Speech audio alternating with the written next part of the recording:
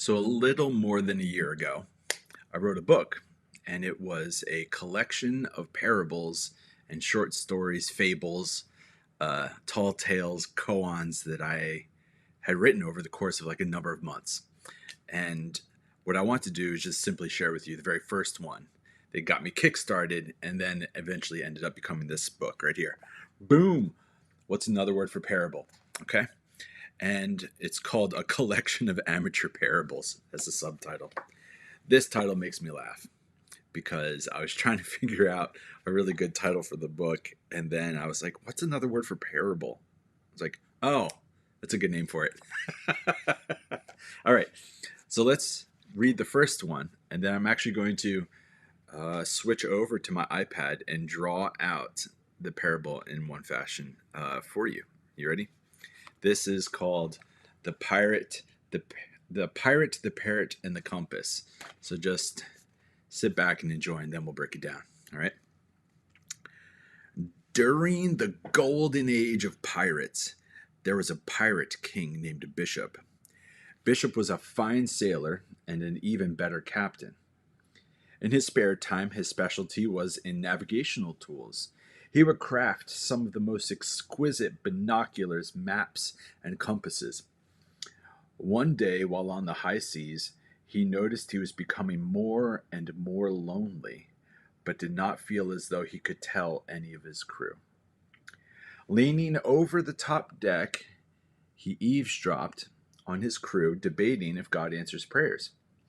Not necessarily a religious man, Bishop decided to give it a try, saying to himself, perhaps I can use God to get a wife. That would ease my loneliness. So Bishop knelt to pray. God, you know that I'm not much of a praying man, and we know I have done some things in life that were not worthy of ye name. Yet I venture to ask, send me a wife. Bishop looked up, and to his surprise, God descended from the clouds as a holy parrot. God gave him a beautiful compass and said, Bishop, this compass will point you in the direction of your wife. Squawk. But there's a catch. The day you meet her, you must crush this beautiful compass under your boot. Torn, Bishop looked at the compass and reckoned that he would never be able to smash such an extravagant piece of seafaring tool. Bishop went out to his crew and immediately told them to sail in the opposite direction of the compass needle. The complete opposite direction.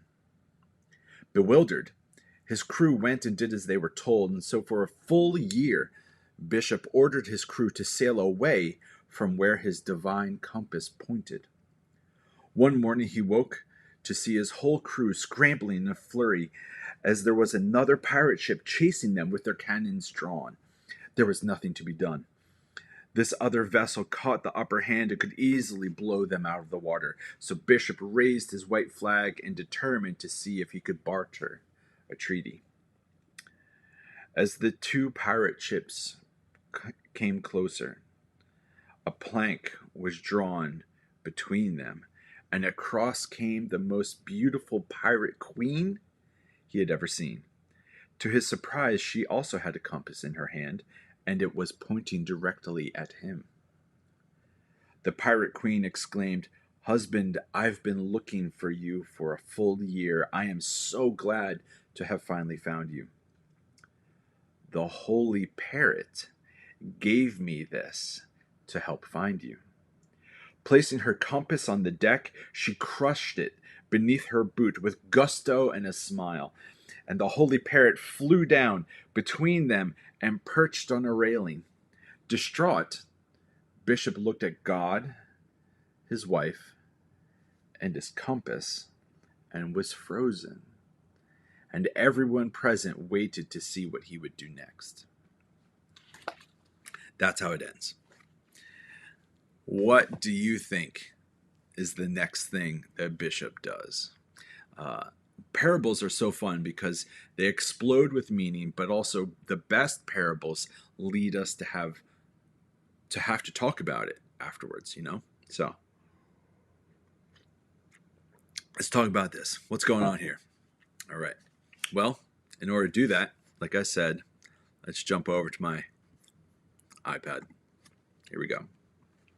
So let's draw Bishop, okay? Let's do him like this.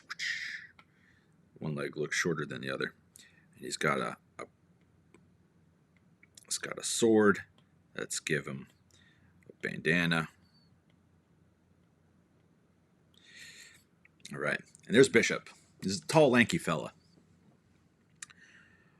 But what we have here is actually 3 types of relationships being shown. And so let's draw them out, okay? There's a philosopher named Martin Buber who categorized that there's only 3 types of relationships in the world. There are relationships between us and things, us and people, and us and God. Okay, so let's also draw his wife. Let's give her bandana also. Okay. She needs a sword because all pirates need swords. Now, there's us and things, us and people, and us and God. And I'm going to try to draw God by drawing a very poorly drawn parrot.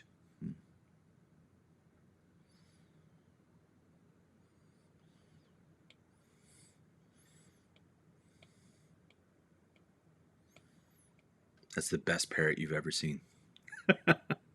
Should we draw a tail? Let's draw some tail feathers.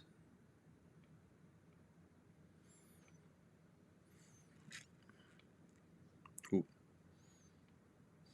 All right. Now, Martin Buber said that these types of relationships are known as the I to it, I to you, and the I to thou.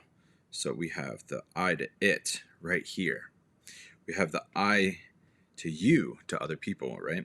And then the I to thou to us and God. Now, this parable is what I was reading at the time when, this book by Martin Buber called I and Thou was what I was reading at the time. And I was trying to think of how can I put this into a story. I was watching Pirates of the Caribbean. So I was like, oh, let's see if I can create something using these 2 influences. Now, the thing is, with Bishop, his problem is that he tries to use God, right? And then he seems to love the compass, and he doesn't even have any idea what to do with the pirate queen that came across the plank between the boats, right? But Martin Buber says that we are designed to use things, right? So Bishop at the end, we don't know if he's going to crush the compass. Maybe it's because he loves it too much. And so rather than use it for its intended purposes, he loves it, maybe even adores it because it's the most important thing to him. Martin Buber then says we are supposed to love people, right? And this is an intensity. This is a degree of love that should be higher than our love of things. And of course, according to Christian theology, we're supposed to adore God. Now, a lot of this comes down to another quote from a guy. His name was Augustine, and he was the bishop of Hippo, which was a city in the ancient Near East in the Mediterranean Sea area. Now, he said, sin is a matter of loving the wrong things too much. And so for us, we have to actually stop and recognize, are our loves ever distorted? Do we ever adore people? That would be, in Augustine's terms, that would be a sin. Do we use people? That would be a sin. Do we love things or even adore things? That would be a sin. Do we ever try to use God? That would be a sin. And so, I like this alternative phrase. So yes, sin for Augustine might be a matter of loving the wrong things too much, but shalom, On the other side, the flip side, shalom is being in right relationship in every direction. And so what we have here is at least a drawing of what shalom is supposed to be. We use things, we love people, and adore God, and we don't confuse those verbs. When we confuse those verbs, that's when we fall into some of the most outrageous and destructive actions, right? So Bishop, we don't know how his story ends, but here's the thought. What do you think happens next? And I ask that because there's something a little like Rorschach. You know those ink blot tests where you say, oh, I see a butterfly, and somebody else says they see an octopus? Whatever you think Bishop was going to do next might be the thing that you would have chosen to do.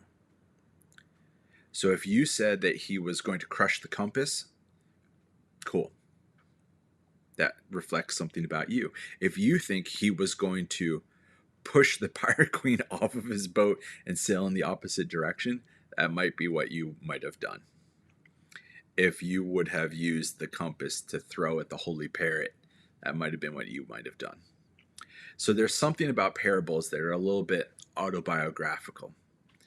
And I hope that, at least for now, this is just a playful way of trying to understand, one, sin differently. Sin is loving the wrong things too much, but then also shalom. Shalom is being in a right relationship in every direction. And I hope that this amateur parable of pirates from my first book ever, I hope it brought a smile to your face, but I also hope it is causing you to think a little differently. All right. Thank you for watching. Cheers. All right. Have a great day.